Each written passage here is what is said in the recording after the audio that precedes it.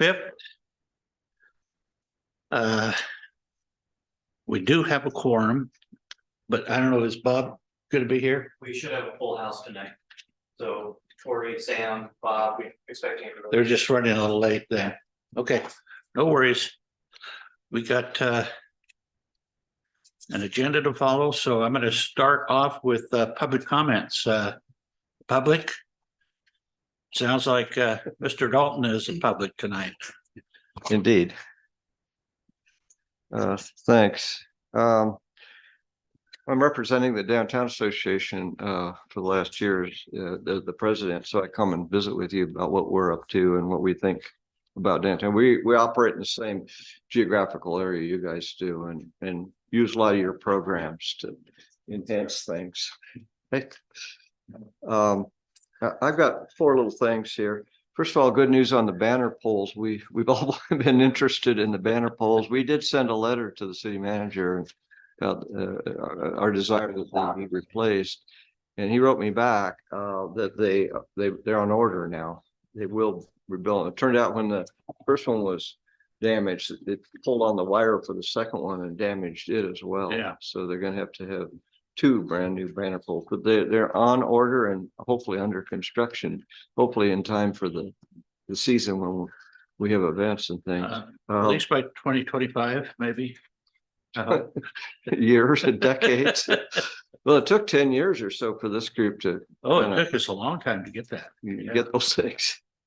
And they were well used once they were up. Oh, yeah. Yeah.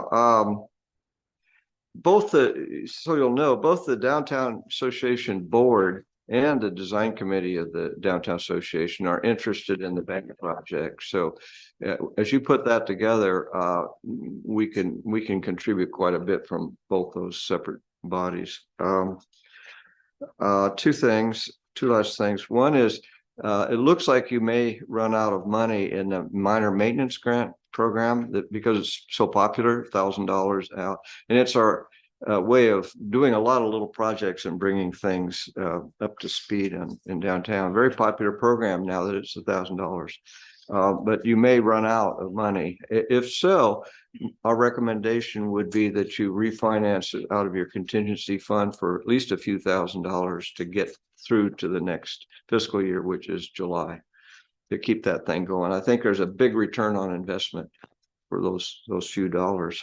And lastly, I leave you with the idea that the streetscape on Washington Street is a really good idea. Trees, park benches, fixed sidewalks, that sort of thing, because we're planning tens of millions of dollars worth of development right on those 2 blocks. So the streetscape would be a big addition to all that, encourage a lot of development in that area. We really appreciate you looking at this. My job as president is a 1-year tour of duty, and it's over this month, at the end of this month. So I'm going to move back to working on our design committee, which has the same kinds of things going on. I've been on that committee for a decade or so, and that's where a lot of things get happening down here. So I'll be around, but you'll probably have a new representative here representing our group. Thanks. Thank you. You're welcome. Yes. I don't know where I read it, but the pole that got damaged and then the wiring on the other one, and it said it was not insured, but then the city is paying the net. Why? Hold that thought, Okay. because on our agenda, there is an item. That's right. regarding that, Okay. And Yeah. that'll be a good time to bring that up. Yeah, that's right. Okay. Too many. All right. committees. I would like to have a motion to accept the consent agenda. So moved. Oh, We have a motion to move. Yeah. Second. I'll second. We have a second. All those in favor signify aye. Opposed. The consent agenda is included and is now not a draft. Okay, now we're getting into the fun stuff. Staff. We have a staff here tonight. Sure. Nothing fun on here though, but no pressure. if you say there's fun, then I guess we'll have fun. So just a brief update, nothing major changing since previous months. Tyler and I are working on doing a short survey on the bank project that's going to go out to some target interest groups so we can kind of further refine exactly what the vision is for that before we kind of begin that process. Our plan is to kind of have that survey out for a month, beginning the middle of this month, roughly ending the middle of next month. And then we plan to share those results with this body in February. We can kind of go from there. Property tax revenues are starting to come in. It's, November is just behind us. And so as of almost the end of the month, there was just around $191,000 received, and 238 was the budget for the tax year. So I think we're on course for that. So that's good. Still not a lot of money though. Banner pole, you were talking about that a moment ago. As Mr. Dalton mentioned, I don't really have anything more to add to that. They're under construction now, and when they're done, they'll be replaced. So if you wanted to talk, it sounded like you wanted to talk some more about that. So Yeah, do you want to talk about it now? sure. Marlene? So I was just wondering how the mechanic works things that are on the sidewalks that a city purchased. I mean, it was our ERDAC committee, but it had to be approved by the agency. So why was it not covered by insurance that the city would have had? It's a great question. I don't know the answer to that. Okay. All I know is that apparently they were not insured, but It the just new makes- ones will be. It just makes me a little nervous about other things Yeah, that that's a great, the that's a city great has point. out there. I mean, are the park benches insured? If somebody Don't know. does something to them, or Yeah, is there I can liability coverage? I can shed a little light on that. Since, you probably could. You have multiple hats in this ring, don't you? yeah, I do. I It acknowledge the mayor. comes to a point Mayor has the floor. when you don't insure everything. And because it's like the underground water lines. If the city wanted to insure those, and biggest exposure would be earthquake, they would have to insure all of the pipes underground into the entire city, and that's a little expensive. So when it comes to various things like street signs, speed limit signs, I'm sure they're not insured because we can replace them pretty inexpensively. I know it was discussed at one point about insuring the poles, but it was decided not to. And that was a management decision, and so they weren't. But I do know that the replacement parts had to be ordered, and the work is going to be contracted with a company within Dallas's area. So they're not shipping it out. Is that correct? Isn't that correct, Charlie? Yeah, the company is Evcor Okay. over on House Street. So, and everybody's having trouble getting parts. So, That's why it took so long just to get them, yeah, because we got right in the pandemic when we got them ordered and everything shut down. but you can insure, like in a park, you can insure that all the swing sets and everything in there if you wanted to, or not. And you have to realize, well, what's the big exposure when it comes to these types of things? Well, I have a question, maybe a follow-up question.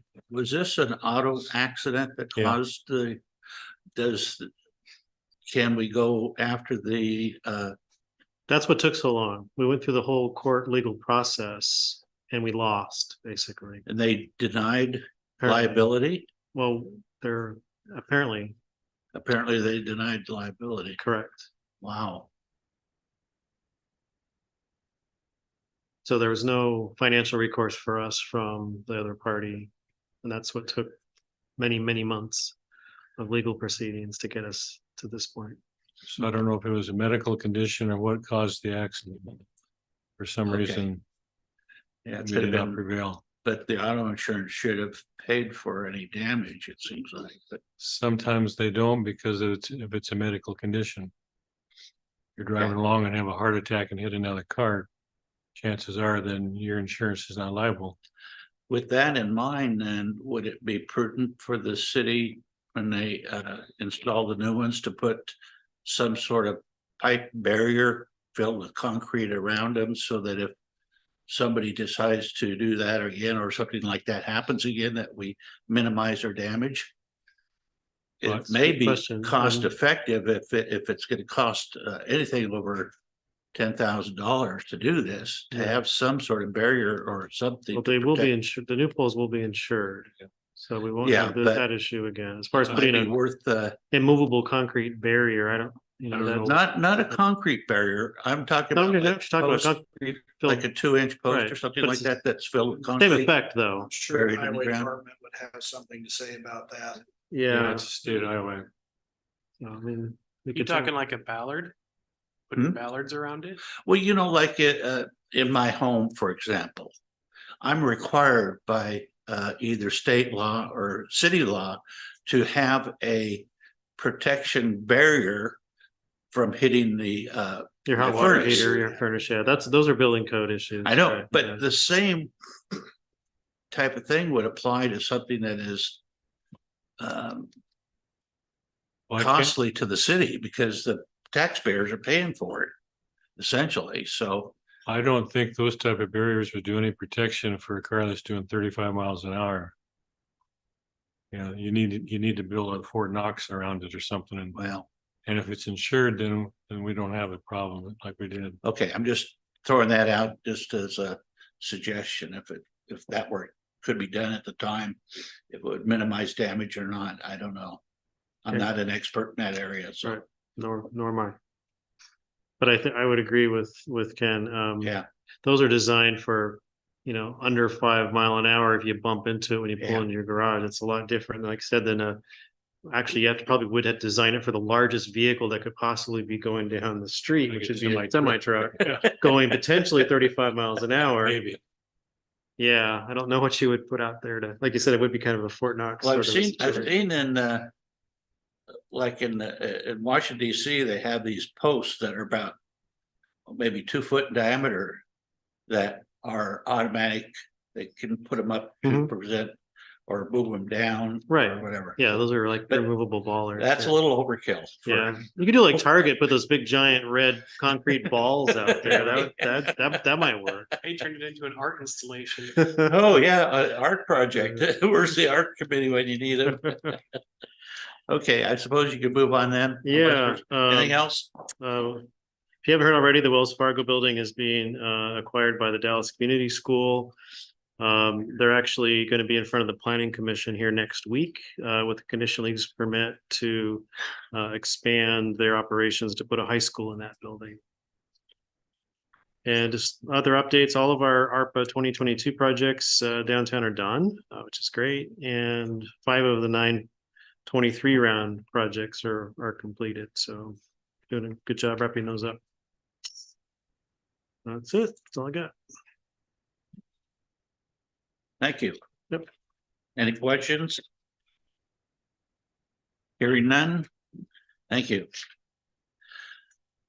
Chair comments, I have none, other than one thing is that apparently the planning commission or the development commission, planning commission, yeah, they elected not to allow Tim's auto repair shop to get the conditional use permit to expand his operation on the adjoining lot. So I don't know how long it's gonna take for them to remove all of those vehicles from that lot, or if they can keep them there for any reason, but I noticed that some of the ones that were of the poor repair or poor order that they were in have been moved and are no longer there. They're the ones that apparently were leaking or something like that. So Tim has there's an appeal process. Uh-huh. We're in the midst of that right now. So it's likely Tim can appeal the planning commission's decision to this. He didn't even show up for the meeting. That's correct. Okay, all right. Well, that tells me his lack of interest is just not being there is a sign. Okay, that's my chair comments, member comments. Yes, Marlene. So the schools that we have on Main Street, is there any discussion from the council about having 20 mile per hour school zone. Instead of 25, I mean, It's already. Main Street is 20 miles an hour already. oh, So that would be. that's true. You couldn't tell it by. I know, everybody traffic. goes so fast that, That sign is 20 miles. but does it say school zone? No, it doesn't. Isn't that one of the things you have to have when you have a school zone that's 20 miles per hour? I mean, once you declare that it's a school zone, don't you then have to comply to other requirements too that go along with schools? I don't know, but that would be a state issue. Cause it's, you know, State highway. there's no crosswalk for the old savings and loan school. I have to date myself on this location. Now the old bank there's another school together in the same block. That's something that could come up with planning commission. But they do have down by the bowling alley, they still have the signs up for. I think they recently took those Did they? down, I was told, yeah. Those have been up there for a while, but I think they're down. It can, I'm gonna date myself. That used to be the overflow parking for Mel Campbell. Goodwill used cars. Cause that's where I used to go get cars if I want to take them out on a ride. When I worked there for 30 days. Yeah, that's cause when the speed line was on Main Street. I was kind of observing some of the traffic that would go by me, doing about 30 miles an hour. And I don't know if there's anything that monitor does to track speed on traffic, if there was something that indicated what the average speed of vehicles coming down Main Street would be, or if it's just for looks only. Well, I know the city's put up various signs throughout the town with the flashing, telling you what your speed Yeah, is. nothing on Main Street. No, but we've got 2 or 3, I know there's 2 right now. Yeah, there's one on, Evans, and there's one on the cutoff this year. Yeah. Coming into town. That's for 40. but the philosophy, I think, is to slow the traffic, not to catch Yeah, them. And Yeah, it's just more of a I think visual warning. it's working in most cases. But they're not that expensive to have, and so I think you'll see more pop up around town. is that something the city can do, or do they have to request it from the state? City. Because they're on city streets. Yeah, But if you're talking about doing a speed study on Main. no, not a speed study. But the flashing sign that shows the speed, Yeah, like you have on Levens, there's and I one. assume that this is being a state highway. Yeah. Well, Okay, there has to be a big criteria, the same thing for the 100-acre school on a transportation study and everything. That comes for your planning commission. I mean, for a school. I don't know what the criteria is. I haven't gone online to see what the planning commission criteria is or what their recommendations are, but there's a lot involved to be able to have schools and with business districts when they're outside of an educational district. There's rules that have to be applied. So I mean, I don't care if the school goes into the Wells Fargo building. But I just feel like that we are reaching the point where there needs to be some rules applied that apply to the same educational districts, which are all for protection of students and, you know, In the last year, they put a school zone at the new private school at the church on Miller Avenue that's Mhm. about a half a block long. I think it does have a flashing light for when the school zone is in session. So that does stand to reason that if there's gonna be 2 schools across the street from each other, there be a school zone there. now Miller is city property, right? City road. So that would have been done by the city from a request from the school. I don't know exactly who initiates those. School zone, if it comes from the school or it comes from the governmental entity that has jurisdiction on the road. I don't know where that Feeling it comes from public process works, starts. might come from public works. I don't know. I think Tyler's in charge of this. Oh, Tyler did it, put up the sign.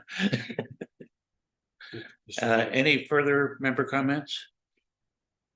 Hearing none. Any other business? Hearing none. Next meeting is on January 2nd.